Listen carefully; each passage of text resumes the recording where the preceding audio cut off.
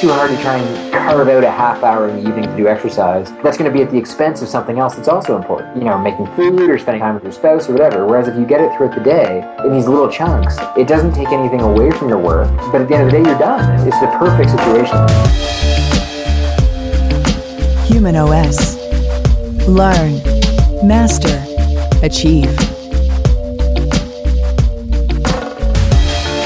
Greetings, everybody. Welcome to another episode of humanOS Radio. We all know that lifestyle factors like physical activity and diet have a massively important impact on our risk for chronic disease. However, in the last 10, maybe 15 years, newer research suggests that the more that someone sits, the greater their risk of death and disease, regardless of their diet and level of physical activity. And to discuss this topic further, today we have guest Dr. Travis Saunders. Professor Travis Saunders, thank you so much for joining us at humanOS Radio. Let's begin by telling us what you study and where you do your work. Thanks for having me. So I study sedentary behavior. I study physical activity broadly, but my real research focus is on sedentary behavior, which is basically sitting and activities that are done while sitting. So things like watching TV, using a computer, reading. So I study the health impact of those behaviors. And I'm currently an assistant professor at the University of PEI in Prince Edward Island, Canada. And so I guess I got into this area. I'm an exercise physiologist by training. So my undergraduate degree is in kinesiology. And I was originally interested in sort of sport performance. And then in my master's, I moved sort of more towards health and physical activity. And I did some stuff with Dr. Bob Ross at Queen's University looking at physical activity and hormones and obesity. And then in my PhD, I kind of shifted again to focus more on sitting and sort of the research showing that, you know, no matter how much you exercise, sitting is still bad for you. And I found that really interesting as someone who was really active but also sat a lot. So I sort of made that my research focus moving forward. So we haven't discussed this yet, but I have a master's in exercise phys myself, and I graduated in 1996. And at that time, sedentary behavior and inactivity physiology was not a thing at all. So when did this field really start to emerge into existence? It was around like 2001 or 2002 were the first couple studies. There were some animal studies that came out around then. I think people have been looking at TV viewing for a long time, but a lot of it was sort of looking at TV and not necessarily physical health, but mental health or social health, that sort of thing. And it's funny because, you know, when you say that, because I graduated my undergrad in 2006, I guess, yeah, so 10 years after you. And even then, we were taught if you were exercising 45 minutes a day, nothing else mattered. Yeah. And nothing else could possibly matter. All that mattered was moderate and vigorous physical activity. And so that's why I found this really interesting. But then even when I was doing my PhD, I would talk to old school exercise physiologists who still say, well, it doesn't matter. It's all about energy expenditure and exercising at a high intensity. Nothing else could possibly matter. And even in my thesis defense, we had those discussions with people who were involved in some of my projects. It's a big paradigm shift. And it's funny because my students now that I teach look at me like I'm crazy and say, well, like, of course sitting matters. Like, sitting's obviously bad for you. Like, they have no concept of this giant paradigm shift that happened in the past 15 years that some people still just can't get their minds around it, some exercise physiologists, which I find really fascinating. I think that holds true with so many fields where when there is such a large paradigm shift, it's hard for some people to make the adjustment. But it's interesting to hear you say, like, now it's commonplace. And the students that are learning it now, it's like, yeah, of course that makes sense. Yeah, and this is not surprising, I guess, that I would get the most critical comment when I present in front of an academic audience as opposed to a lay audience. But it's funny, when I go and talk to a group of parents or to, you know, here we have like they call it seniors college on campus where older adults can come and take courses. And so a bunch of us researchers will do little talks and stuff. When I do those talks, everyone's nodding along and like, yeah, this makes perfect sense. But then when I go to an exercise physiology conference and do the same talk, that's where I really meet the resistance of people who deny the basic premise that sitting could matter. So it is very interesting, I find.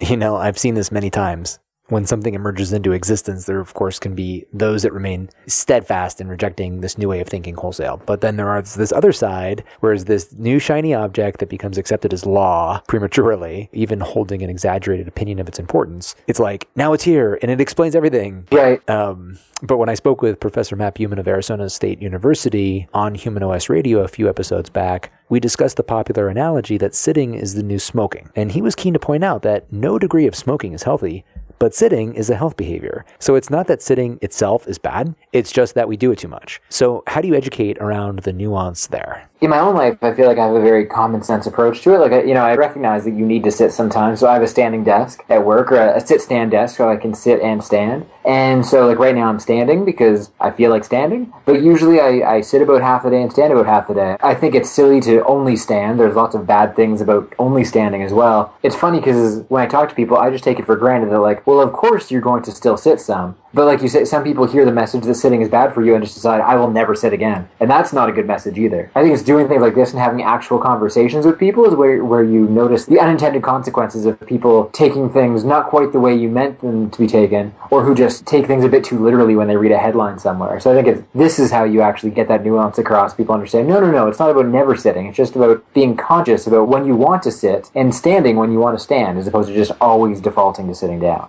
Looking at your publications, I see that you're looking at this subject from every possible angle that you can.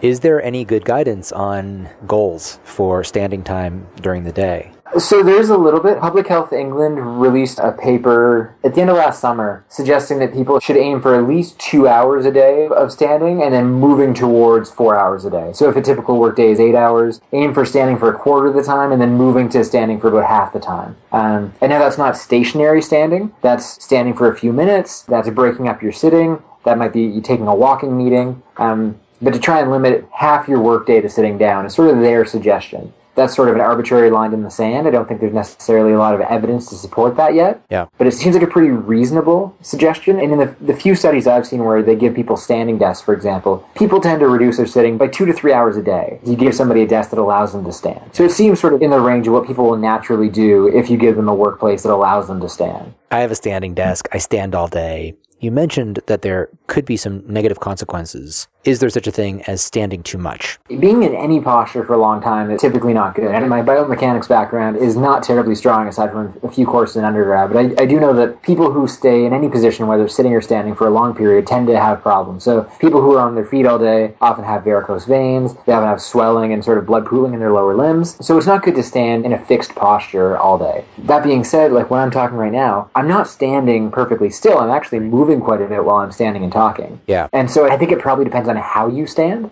And what I'd recommend is that people can use common sense like you would with a training program at the gym, that, your first few days, you might be sore, ease back a bit, and if you consistently are feeling uncomfortable, well, then there's probably a problem that you should probably speak to someone about or change what you're doing. If you're standing all day and don't see any problems and feel good, well, then you're probably fine.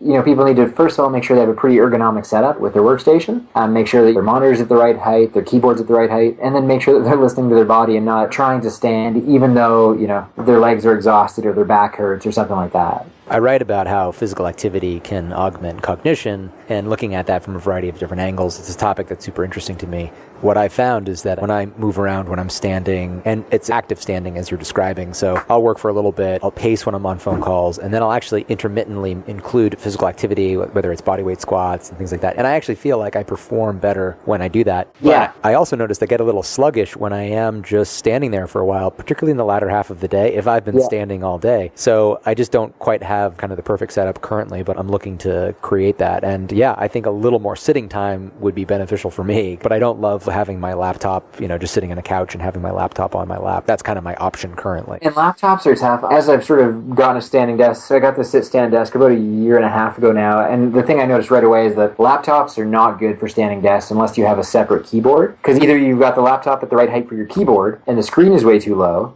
or you've got the screen up at the right height but the keyboard's way too high and you do what I call like T-Rex typing with your hands all kind of up by your neck. And so I have found this is one area where having either a desktop computer or just having a separate keyboard just makes a world of difference in terms of making it a functional setup. Now, do you have a resource if people wanted to set up their own standing desk that tells you where your hand should be, how far your monitor should be, things like that? We can include that in show notes if you do. I've seen a couple online. I don't have any that I've created or know of for certain. I know I stumbled across one a little while ago just from Googling like how to set up a standing desk basically. frankly. Unfortunately, I don't know of a good one, but I wish there was a good one. Yeah. Sort of like to set up your chair and all that, because it is simple, but it is important information. The amount of time we're spending at a computer these days is so unnatural. And if you're not in the ideal ergonomic setup, you're going to experience problems. And I have before, years ago, when I had a sedentary job and I was sitting at a computer all day and I was working very long hours, and I started to develop deep vein thrombosis, and it hurt to sit for a while just because I was sitting too much. So I've learned the consequences of overdoing it in that regard. But it's easy to do when the demands of your work keep requiring you to sit and concentrate. So you gotta be proactive about it before the injury or the issue starts. Yeah, I started getting into this area during my PhD, and so I was spending like 8 to 10 hours a day reading about the health impact of sitting, and I was sitting for that full time. And I remember during my comprehensive exams just like getting paranoid that, I was spending all my waking hours sitting and reading about the health impact of sitting. Yeah. The nice thing is, it used to be that a standing desk or a sit-stand desk that goes up and down,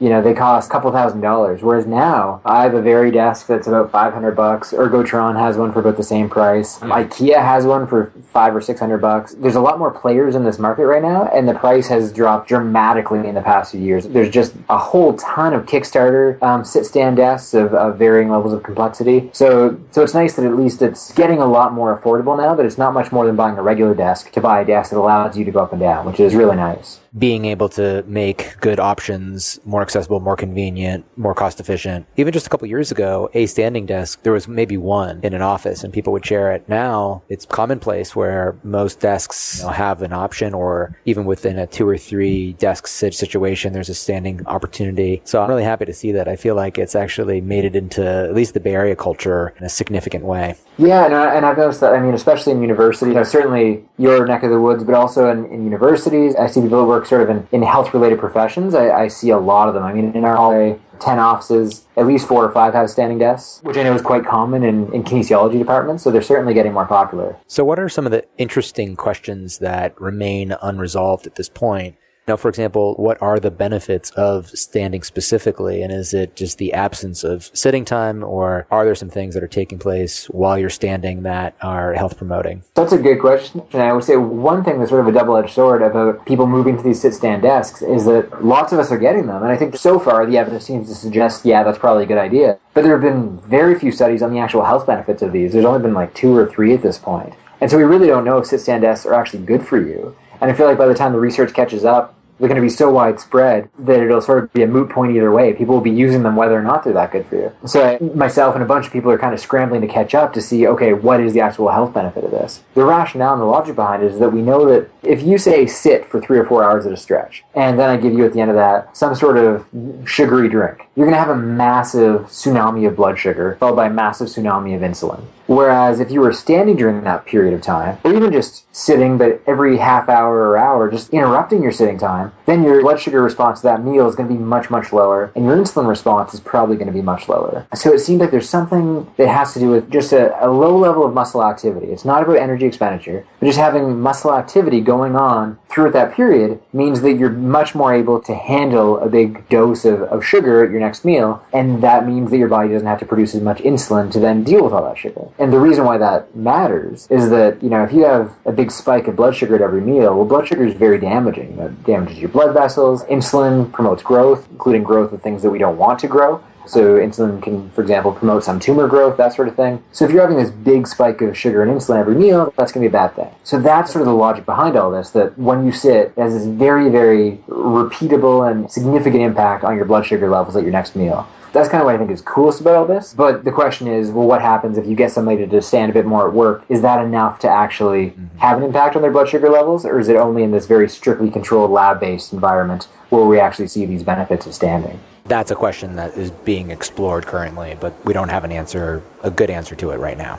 No, it seems like it's probably good, but no, we don't have a good answer yet. How much energy does one expend over the course of a day of standing versus sitting? I couldn't give you an exact number. There have been a few studies on this. It's not a lot. That's one thing that actually frustrates me. I've seen a couple of headlines. There was a school somewhere in the States, I think it was California, where the parents got together and brought standing desks into the schools. And I thought, great, there's lots of good reasons why giving kids options to stand might be good, both in terms of behavior, in terms of their health. So great. But the rationale for this, according to the parents that sort of organized it, was, hey, they're going to burn more calories and we've wiped out childhood obesity. That was the quote. This will wipe out childhood obesity. And I just did a massive facepalm because you're burning a half calorie or an extra calorie a minute. Like, it's so small that it's really not going to help you burn enough calories to have any impact on your body weight. You're going to burn slightly more, but it's going to add up to like 100 calories over the course of the day, or something pretty small when you consider that I eat 3,000 calories a day. So it's really a drop in the bucket. The benefits, I think, are really what's happening in terms of,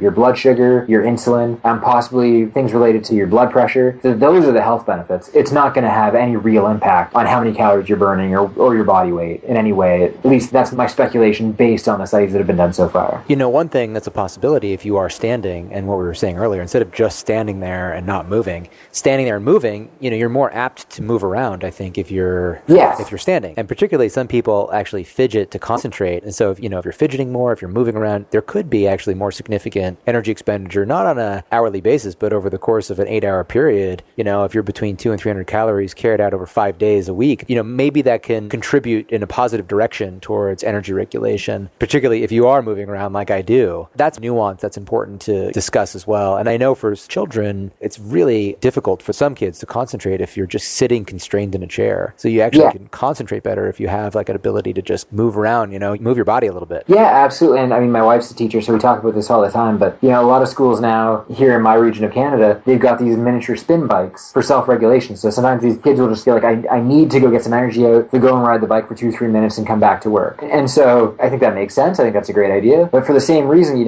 sometimes you just really feel like you need to stand. Like if I'm at a conference or a poster session, some sort of environment where I'm expected to sit for 2 or 3 hours at a stretch without getting up, and I find that after about 45 minutes, I'm just so incredibly fidgety that I can't stand it. If I just lean against a wall, I feel much better. So I think it makes total sense to give kids that option to just, if you feel like you need to stand, then stand up. Yeah. But if you want to sit, then sit down. The studies that have been done so far show that teachers are pretty supportive. It doesn't have any negative impact on classroom management, and if anything, it probably has a benefit for the classroom behavior of the kids.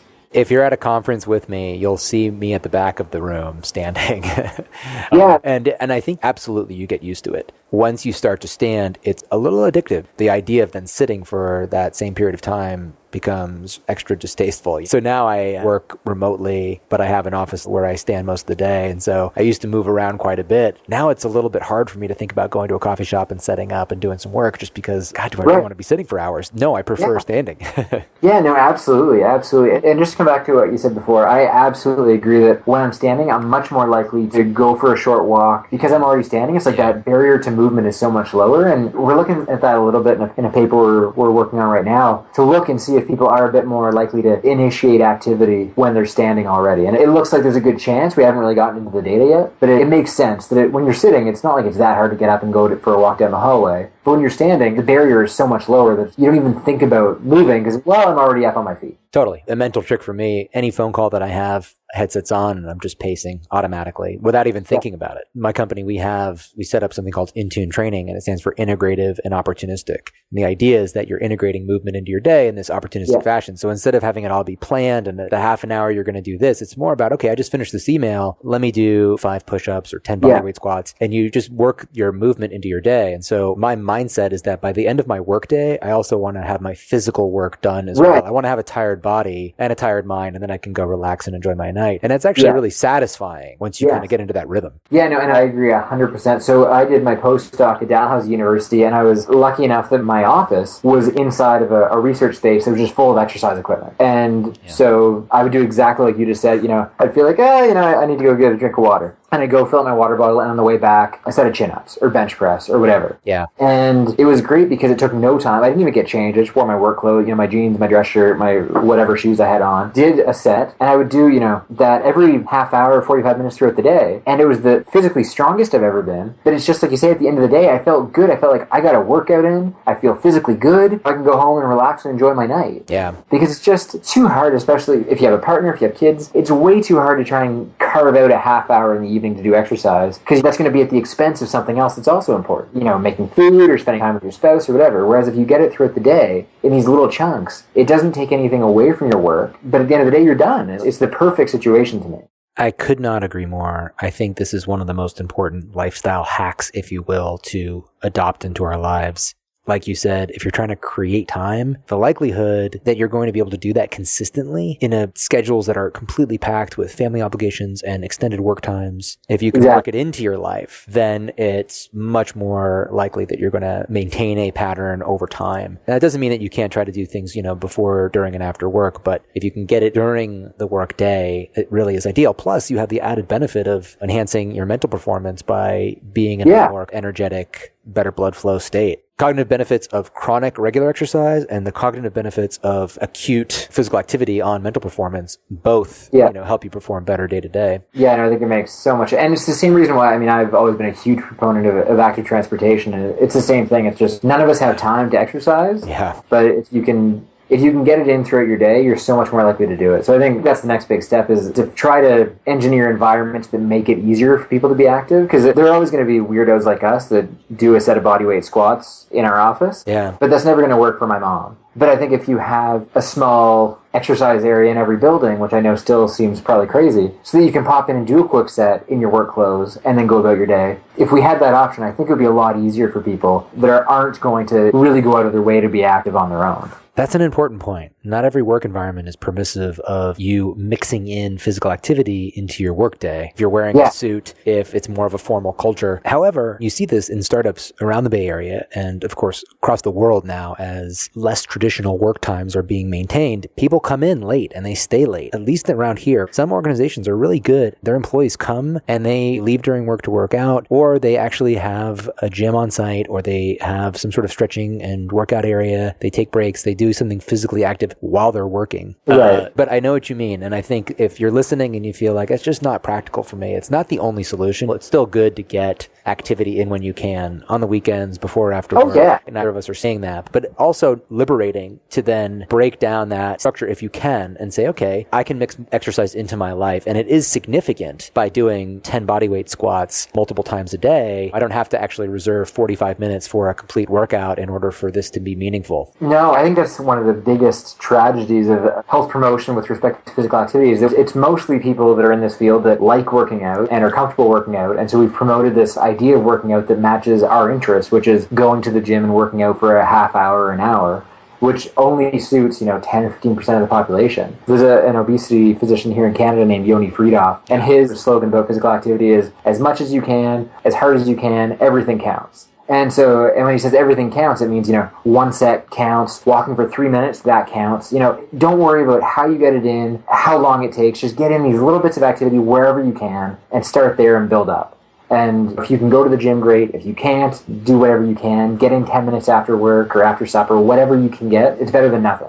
Another aspect of Intune training that I want to mention is not only is it a breakdown to integrative and opportunistic, but the other thing that I like about it is being in tune with your body. A lot of physical activity culture is asking you to push as hard as you can all the time. And I think that could be punitive if you are thinking, God, I have to kill myself right now in order for this to count. But actually, just think about how you feel. If you're feeling pretty low energy, you can actually increase your own energy by just getting some more physical activity into your day. Make it light, go for a walk, get some sunshine. And so being in tune with your body, giving it what it wants, going hard when you feel good, a walk when you're not necessarily the most energy. And I think you develop a relationship with physical activity that it always feels good. That means you want to do it more and you like it more. That's something we talk about a lot in class with my students when we're talking about, personal training, is that, we've got this model of you got to go hard. And if you want to go hard, that's great. High intensity interval training or CrossFit, any of that stuff, it is good for you if you do it properly. But yeah, it's again, I come back to my parents who are recreationally active. They go for a 5K walk every morning. So that's super good for them. Yeah. If they did a little more intensity, yes, it would be slightly better. But that 3 miles they're walking every day is so good for them that it would be a shame if they thought, well, that doesn't count because it's not, they're not breaking a sweat. Yeah. And I think it's a shame that people, again, because we've promoted this idea of exercise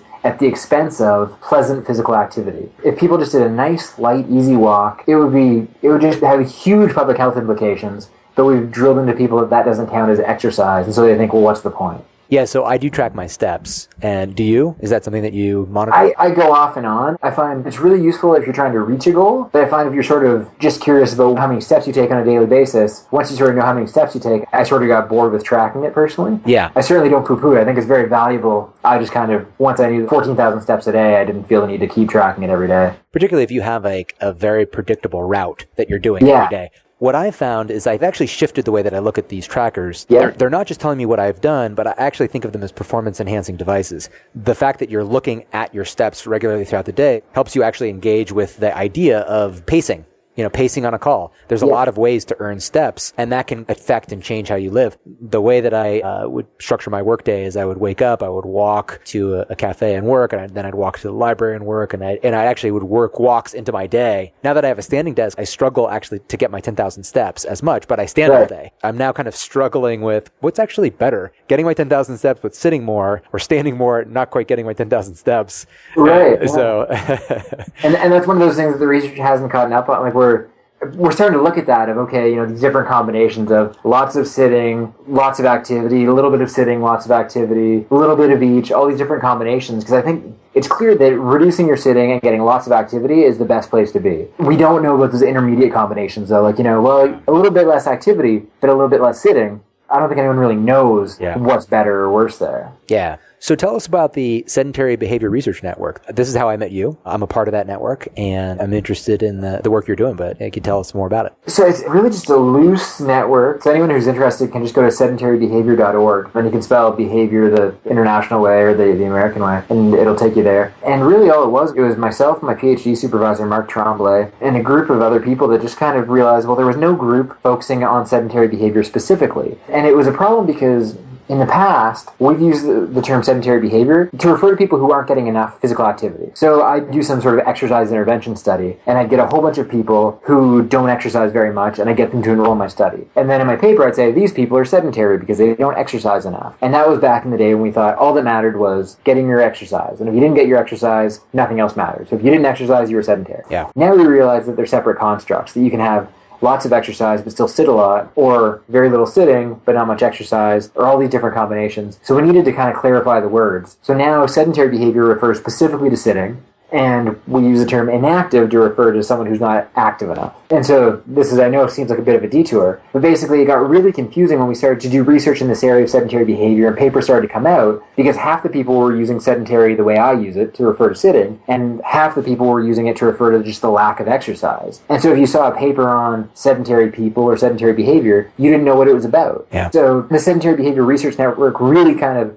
came about because we got together and said, look, these definitions, we need to figure out what we mean when we say sedentary behavior. Let's all get a group of people together, come up with a definition of sedentary behavior, maybe start talking about sedentary behavior research projects, and start thinking about this field of sedentary behavior as a unique construct, because it was kind of getting lost a little bit within these other larger organizations that already focus on exercise and other types of physical activity. So that was sort of how it was created, and it's a very loose organization that it's just basically a website that we maintain. Anyone can sign up for free. There's a listserv that people can send questions or ideas to. And at last count, I think we have a little over 1,000 members now. And from North America, South America, Europe, Asia, Australia, Africa. So it's become quite a useful tool for creating consensus within the field, discussing different ideas. So it's been a really useful tool as far as I'm concerned. When operational definitions are not defined, it leads to ongoing, long-term confusion in the field. So good for you for organizing this group, determining the nomenclature. What does this mean? What does this mean? I guess simple as it sounds, it can lead to, like you said, huge amounts of confusion going forward, and then you don't know what you're looking at. Yeah, no, and I realize it's very much inside baseball and very boring to think about, but it was, for the few people that are really interested in sedentary behavior research, I think it's been a very positive thing. So I think we're pretty happy with how it's developed. And then you also blog at PLOS One, right? Yeah, so the journal publisher, Public Library of Science, or PLOS, they publish PLOS One and also PLOS Medicine and a few others. And so they set up a blogging network in, I think, 2010. So we've been blogging a few different places. We had our own blog, and then we moved to science blogs, and then we were invited to join PLOS. We've been there since they sort of started. And yes, we talk about sort of obesity research, physical activity research, and sedentary behavior research there. Great. I'll put a link to it in the show notes so people can check you out. Well, thank you, Travis. This has been really insightful, and it's such an important subject, is standing and sitting. These are things that people don't post on social media when they do it, right? You post if you did like a Tough Mudder, when you finish a CrossFit workout, when you do something where you really bust your butt. But this is so important. I call it the mundane but meaningful, right? It's standing, walking, going to bed on time. All this stuff is not super exciting, but matters so much. Yeah, oh, absolutely. So yeah, thank you for joining us today and helping us understand this subject that is important better. And we appreciate your time. Thanks for coming on. Hey, no worries. Thanks for having me. Thanks for listening, and come visit us soon at humanOS.me.